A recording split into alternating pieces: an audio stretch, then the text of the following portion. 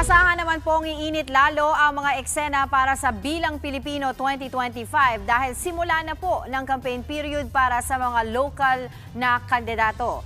Mayroon pong 45 araw ang mga local candidates para mangampanya. Pero di po pwedeng mangampanya sa April 17 at 18 dahil sa Semana Santa.